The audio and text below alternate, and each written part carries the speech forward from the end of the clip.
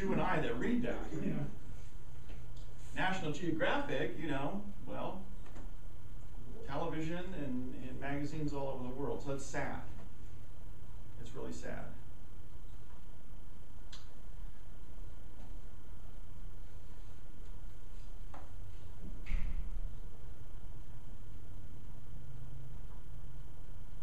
And yes, I did yell at the television when this was on for 7. What channel was that? National Geographic in this area, basic cable 73, I think. It's Right. national. 72 century, yes. Channel. Okay.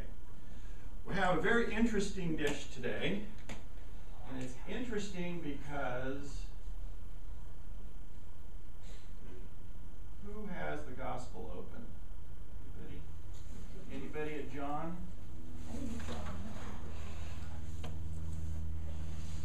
Jeremiah, it starts with a J.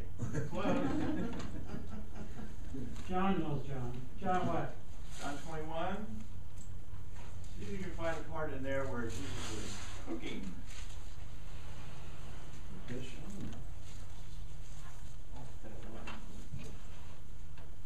I'm going out to fish, says. Peter said that. And then when he came back, I was thinking. He said, come and have breakfast. what was Jesus doing? You got a couple lines of scripture that says that? He stood on the shore. They came back without any fish. No, it says This is down further. it was full of fish. That was later. He Yeah, said it back out. Yeah. We're getting close, Steve. Getting close They knew it was the Lord. Jesus came, took the bread and gave it to them and did the same with the fish. Is that Well, the one I'm looking for is the one where Jesus is cooking on the, he's cooking on the grill. I thought that was later on. Oh, what? Verse 13, Jesus took the bread and gave it to them and did the same with the fish. I have one. I've got John 21. I'm skipping way ahead there, but they come in with a large catch of fish, 153. Jesus said to them, "Come and have breakfast." There you go. Is that it? Yeah. None of the disciples. It's John 21, 12. Jesus said to them, "Come and have breakfast." None of the disciples dared ask him, "Well, who are you?" They knew it was the Lord. Jesus came, took the bread, and gave it to them, and did the same with the fish. Yeah. The fish, In number 9, verse 9, when they landed, they saw the fire burning coals there with fish on it yeah, and some bread. yeah. The fish, St. Peter's fish. St. Peter's fish. Talapia. Talapia. Talapia. Well, that's what it is. St. Peter's fish. Yes. And when he cooked it, he probably cooked it like the muskoff. Remember we talked about that maybe a long time ago? You don't remember the muskoff? Too bad. What's his name that sits there? Jerry. Yeah. Oh, Jerry, yeah. man. Yeah, too bad. He'd be jumping up right now because that was one, he just loved that. Oh. Yeah, that was one of the few dishes that I made that the dish was so clean I didn't even have to wash it. I'm just kidding. But this fish was probably cooked either right on the coals or like they do the muskoff, they clean it and then just put it on a stick or something like that. It's kind of half smoked and half baked over the heat. it's good that way? Yeah, yeah. And I was trying to figure out now how can I do that here? No, I'm not even going to try. What I ended up doing was I found an old Jewish recipe, and I used to kick my friend Alan whenever he gave me a recipe because I could say any recipe you give to me, I can always tell people it's an old Jewish recipe. He's an old Jew, right? complimentary. Yeah.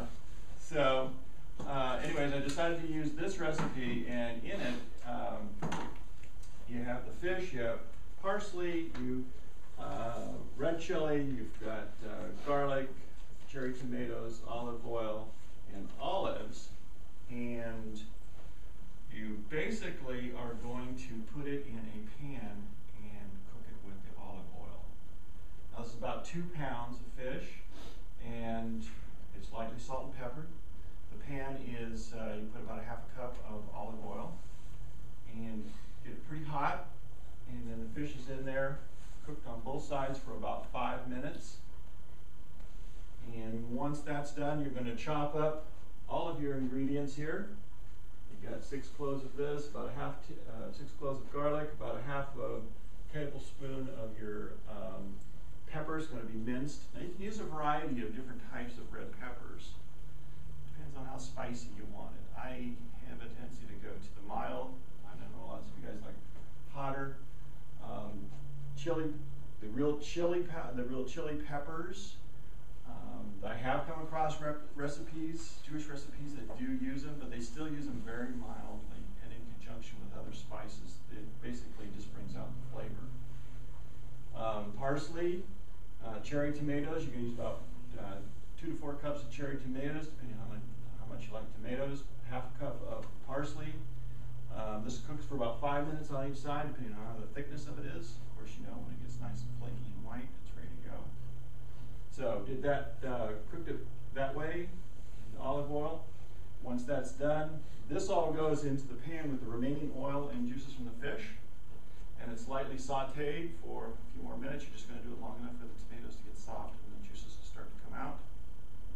Get that hallelujah flavors coming out there. It's really nice. And then you're going to lay all the fish out. Yes? Cut the tomatoes, or do you leave them whole? Cut the tomatoes. And that way it's easier for the juices to come out. And you'll just start to see them just start to wrinkle a little bit. You know, it's about right. And then I put the fish out on the platter. And then once this is all kind of sauteed, and just put that right across the top of it.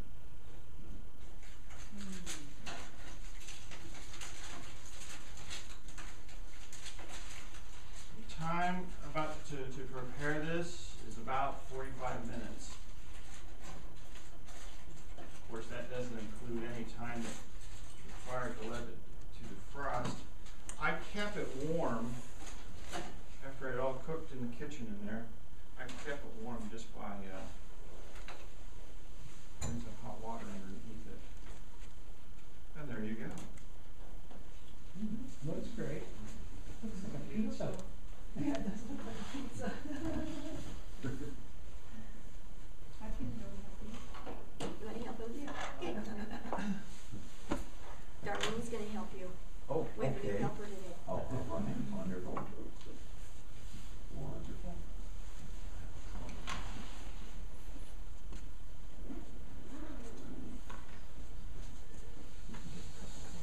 I missed you Thursday night. Thursday night. Was our time to do mini meals. No, I was there. You were there? I was serving the fruit. Oh, I was Yeah, at the they're at other the end of the table. line. I was at the Yeah, other end. yeah. I think I saw you there. We didn't talk, There but were yeah. a lot of people. I was there. Really? I thought it was less people than usual. Like that. It started out And then they started coming in, At the yeah. end, so around 120, I think. The fruit was really challenging because you had to catch on to it and figure out what they wanted. Did they want oranges Oh, no. or did they want apples, or did they prefer the bananas? And they go and then kind of try to get them on the plate. They like bananas. I noticed that they seem to like bananas. Yeah. I sort of had that with the vegetables too, because there was broccoli and different types of zucchini. Oh, I just want broccoli. Yeah. Or, oh, I just want Yeah. zucchini. It's Very interesting picky, though. some. Very interesting. It is, Very yeah. interesting. I like being It's there. rewarding. Yeah. Do you ever encounter that much with offering the homeless food? They'll tell you that the microphone's on. Oh, Is it on now? Yeah. That they'll tell you that they don't eat certain foods. well, one lady too is allergic I to sure the did. latex in the gloves. Oh. Yeah, some do. Like, I don't want beans. I don't want this. not gonna do that. Yeah, in one situation where my friend was driving down the road and there was a person standing at the side of the road that said that they were homeless and that they hadn't eaten, and he was asking for money. And my friend, they had just come from someplace they have pizza, so he had half a pizza in the back, and he said, "Would you like to have the rest of the pizza?" The guy said, "No, I don't eat that kind of food." You know, there's Yeah. there's some of that going along, and then they'll say, there would be this little tiny kid, and they'll say, "Oh, give her a whole lot because she's a really big eater." So really, it's for the parents. Yeah. Part of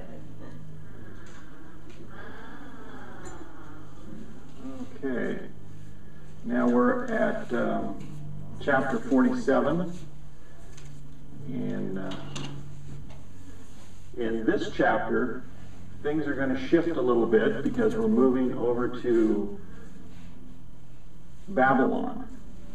Now, Babylon, there's lots of interesting stuff always going on with Babylon. Is it good? You like it? All right. Wasn't sure about the first piece, Steve, so I'm gonna have a second. Okay, I understand. Babylon has been, throughout history, constantly represented what? Evil, sin, false gods. And in this situation, we have it representing a society in the past. It's when Isaiah talks about it, it's in reference to the events that are occurring around him at that time. But if we look forward, especially if we look forward to the book of Revelation, we also find a reference to Babylon, don't we? We find a reference to Babylon being what? Being destroyed. Well, if the city is already destroyed back then why would Revelation talk about it being destroyed at the end of time, at the end of days? Doesn't make a lot of sense. Unless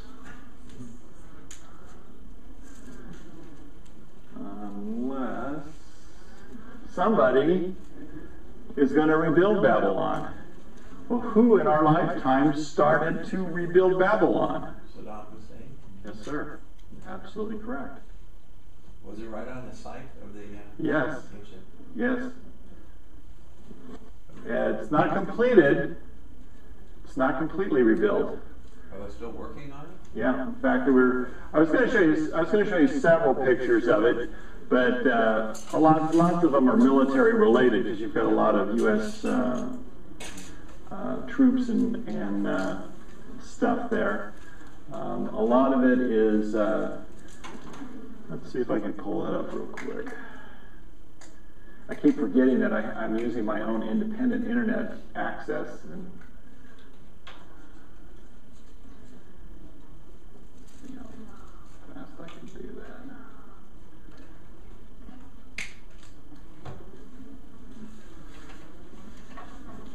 If it will come up. This is better than the Red Lobsters. Does that work? Well, thank you. I didn't think I was gonna like it, because I don't really like tilapia. I love fish. Well, it doesn't appear to be coming up very fast there. But anyways, if you actually search the internet for the rebuilding of Babylon, you will see a variety of structures, some completed like the one I just showed you, and some partially completed, and some still in disrepair.